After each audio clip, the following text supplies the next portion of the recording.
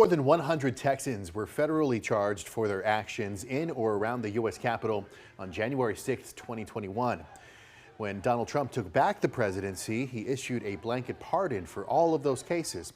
Well, now the Trump administration is starting a nearly $1.8 billion fund aimed to help people who claim they were unjustly investigated and prosecuted. And some of that money could go to Texans prosecuted for Capitol riot-related crimes. Adam Schwager spoke with critics of the fund and with someone who says it doesn't go far enough. $1.776 billion for 1,600 people. Just in salary alone, I've lost over $1 million.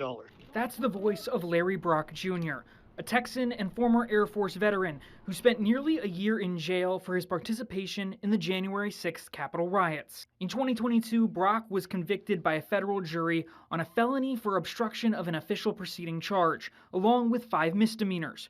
Brock says the Department of Justice under Joe Biden targeted him and other Jan 6ers for political reasons. The DOJ hid evidence. They did it deliberately in my case. They did not produce the evidence. Now, Brock could receive financial compensation for his legal troubles. Last year, President Donald Trump sued the DOJ over a leak of his tax returns. As a part of a settlement between the president and the DOJ, the Department of Justice agreed to set up a fund designed to help people who face allegedly politically motivated persecutions. Democrats call it a nearly $2 billion slush fund for his MAGA allies and January 6th insurrectionists. The funds would be dispersed on a case-by-case basis and could go to anyone who applied and faced political prosecution. Democrat, Republican, Independent, let's turn the page on this thing that we did under the last administration where we tried to throw people in prison because they had the wrong politics. Attorney Brendan Ballou says this appears to be designed for Jan 6ers. President Trump floated the idea of doing that last year. Attorney General or Acting Attorney Todd Blanche refused to decline that they would be getting money yesterday. So did the Vice President. He's representing a pair of law enforcement officers who responded to the Capitol riots.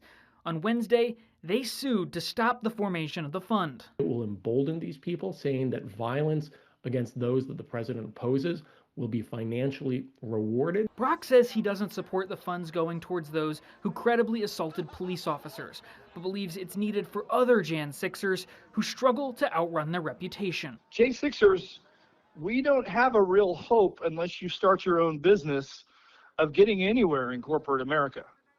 In Austin, I'm Adam Schwager.